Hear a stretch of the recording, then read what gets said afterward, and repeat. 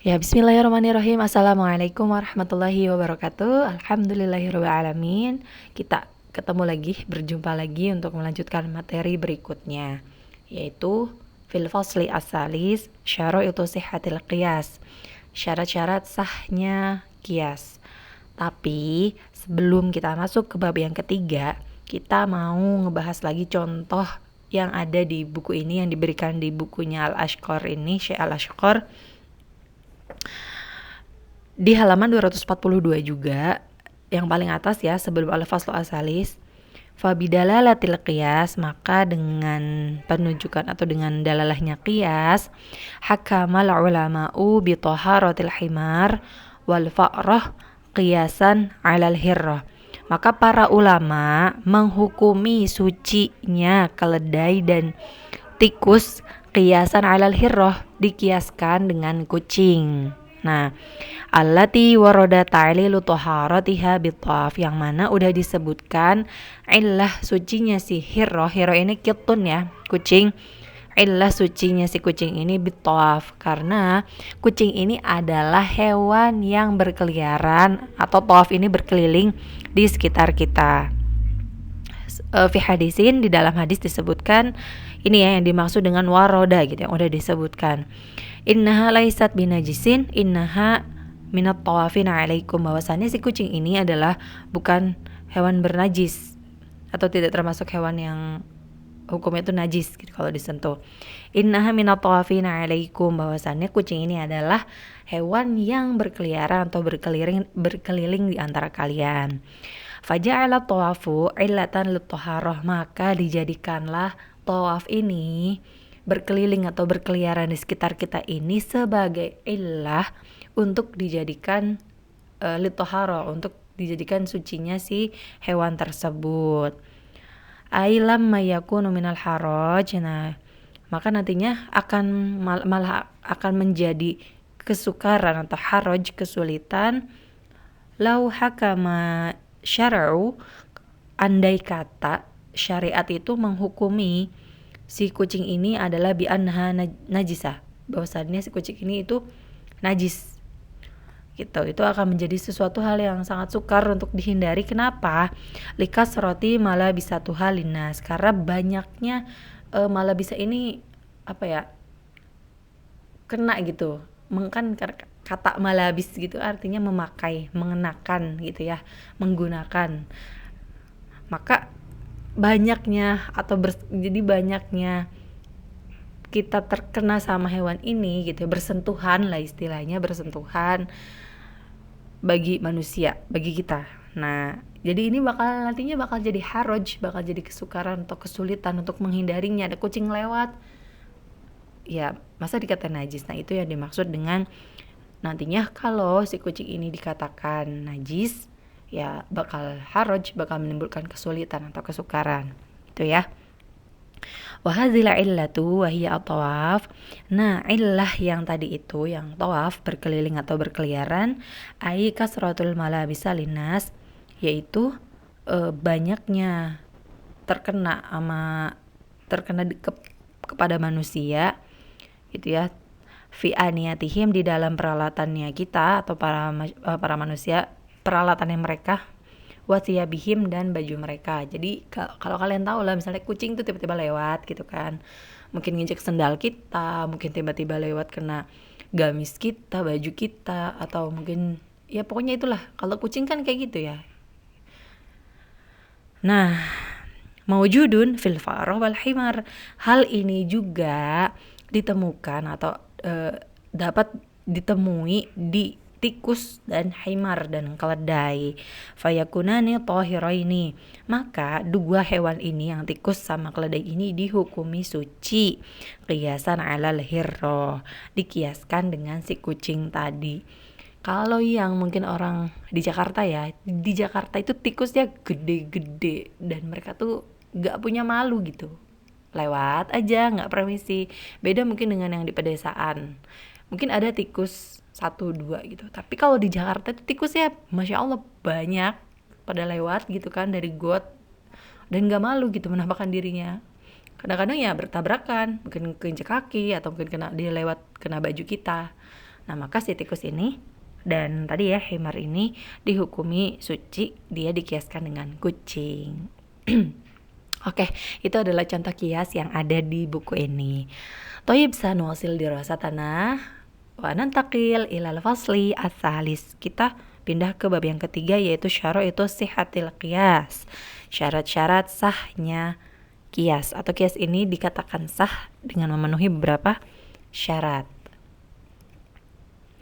Yang pertama, yushtaratu li sihhatil qiyas, disyaratkan untuk sahnya suatu kias an yakuna hukmul asli ma'luman binaqlin maqbulin au ijma'in.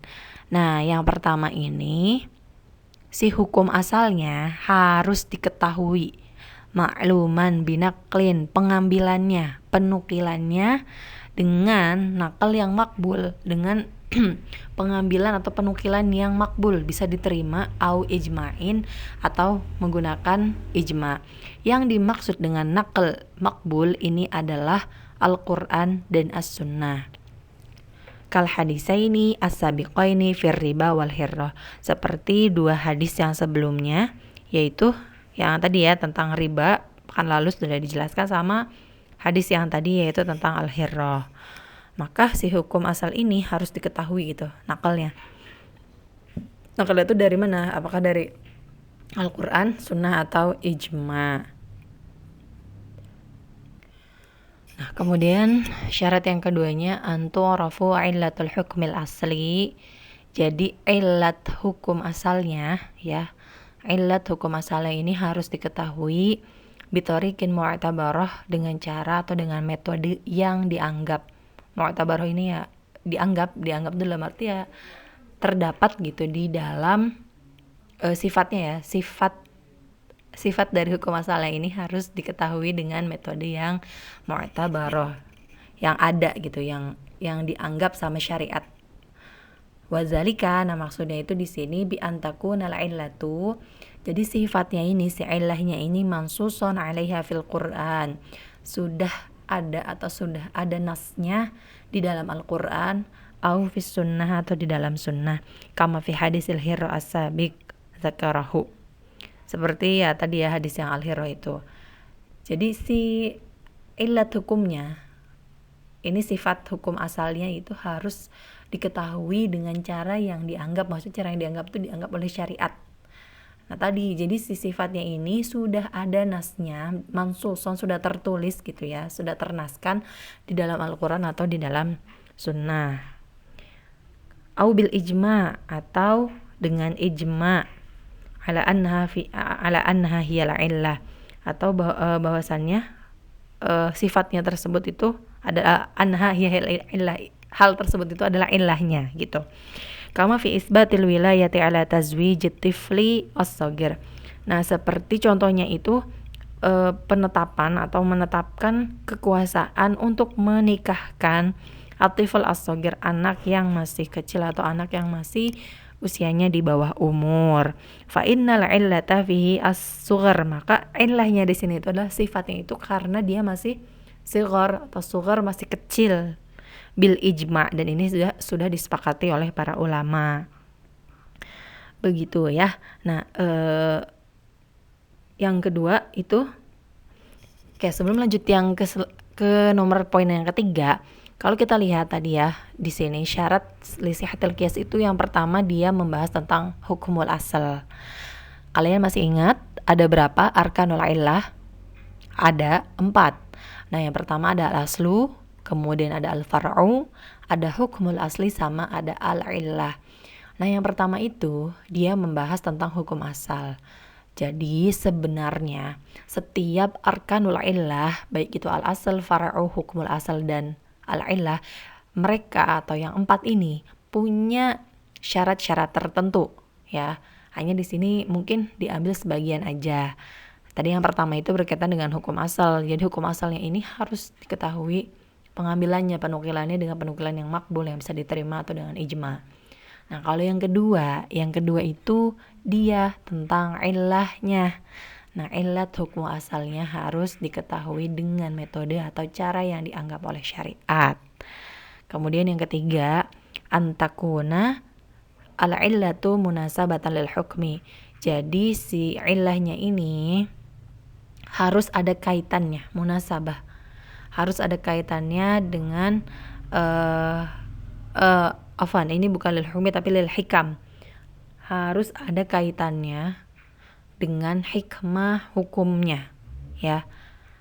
Maksudnya di sini an yakuna tasyri'ul hukmi, jadi yang namanya pensyariatan atau penetapan hukum li ajliha untuk dirinya atau untuk hal tersebut itu muhassolan, harus mendapatkan atau harus menghasilkan atau harus mendatangkan lil maslahati, harus ada maslahatnya, harus menghasilkan maslahat, atau dari anil mafsadah, atau mencegah yang namanya keburukan atau hal-hal yang bahaya. Oke, sebagai contoh ya, yang kemarin itu kan di sini yang ketiga ini illahnya itu munasabatan lil hikam, harus berkaitan atau harus ada hubungan dengan hikmah hukumnya si sifatnya ini. Contohnya yang kemarin yang syurbul khamri, yang meminum khamr itu dia hukumnya itu kan haram. Oke? Nah, ilahnya itu adalah al-iskar, memabukkan. Nah, ilahnya ini harus ada hikmah hukumnya gitu. Kan berarti ilahnya kan iskar, maka hukumnya haram. Nah, hikmah dari diharamkannya ini apa? Hikmahnya itu karena ya tadi keharaman khamr ini hikmahnya adalah dalam rangka apa? Menjaga maqasid asy'ariyah. Kalau kalian ingat maqasid asy'ariyah itu ada 4 apa 5 ya. Jadi yang pertama itu ada untuk menjaga akal, agama, kemudian yang sisa lainnya. Nah, di sini balik lagi yang ketiga, tadi keharaman khamr ini hikmahnya adalah dalam rangka memelihara dan menjaga akal. Itu yang dimaksud dengan muhassalan lil maslahah atau dari an lil mafsadah, atau mencegah hal-hal yang bahaya. Baik, itu yang ketiga. Nah, kemudian yang keempat, an ya'lama wujudu tilkal illah fil far'i kama wajadat fil asli. Jadi harus diketahui bahwasannya adanya illah tersebut, adanya sifatnya tersebut fil far'i, di dalam cabangnya, kama wujidat fil asli, seperti ditemukannya di dalam asalnya. Jadi kita harus tahu gitu, ilahnya sifatnya itu juga ternyata ada di far'unya, sama seperti halnya ditemukan di al-aslunya ya. Contohnya apa, perlu dijelaskan? Udah jelas ya sebenarnya ya. Untuk yang kemarin itu yang aklul mukhadirat itu far'nya kan. Nah, ada nggak ilahnya tuh, ada nggak maksudnya di situ sama kan, ilahnya tuh terdapat juga, yaitu al-iskar, menghilangkan akal atau menjadi mabuk. Nah, itu adalah syaratnya ya, syarat sahnya qiyas. Kemudian yang kelima atau di sini itu yang terakhir, alla yamna minal ilhaq mani'un. Jadi di sini itu tidak menghalangi ya adanya kelanjutannya itu suatu penghalang. Atau maksudnya tuh di sini jadi tidak terhalang gitu ya, tidak terhalang dengan sesuatu penghalang. Nah, maksudnya gini, di buku kalian itu untuk penjelasan nomor 5, fala yuqassu ala khasaisin Nabi sallallahu alaihi wasallam. Maka di sini itu tidak boleh mengkiaskan sesuatu dengan kekhususan yang didapatkan oleh Nabi sallallahu alaihi wasallam.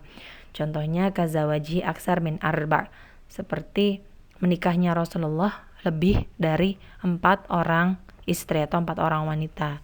Jadi ini yang dimaksud dengan jangan sampai ada penghalang gitu. Adanya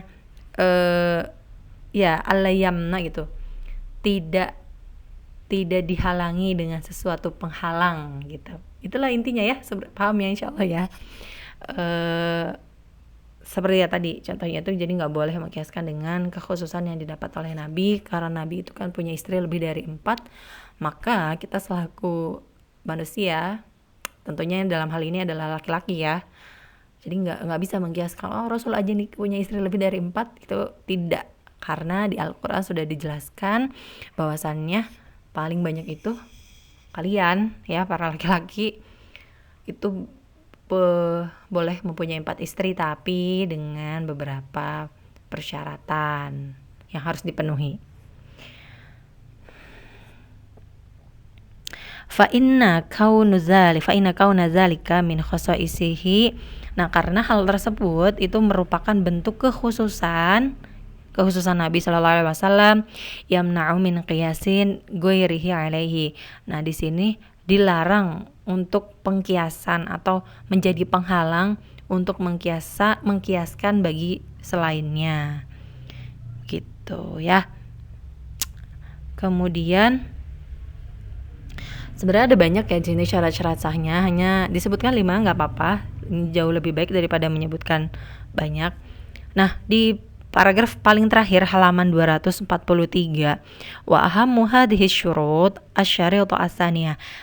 Syarat yang paling penting menurut dari yang 5 ini ya, itu adalah syarat yang kedua, yaitu wahia ma'rifatu, mengetahui annal wasfa al-muayyan, bahwasannya sifat tertentu fil asli, di dalam asal, huwa illatu hukmihi. Nah, itu adalah illah hukumnya, sifat dari hukumnya. Itu yang kedua tadi ya, antu rafa'illat hukmil asal bitariqah mu'tabarah. Jadi harus diketahui illat hukum asalnya itu dengan cara atau dengan metode yang sudah dianggap oleh syariat. Seperti ya tadi, ilahnya itu sudah ternaskan, sudah ada di dalam Al-Quran atau di dalam sunnah. Tadi ya yang sudah dijelaskan di poin yang kedua. Tayyib, hadha huwa minni, hadha ma syarahtu lakum jami'an. Apabila ada yang masih samar-samar dan belum kalian pahami, silahkan bisa ditanyakan langsung kepada pengampu atau guru mapel masing-masing. Syukran ala husni ihtimamikum jami'an. Wassalamualaikum warahmatullahi wabarakatuh.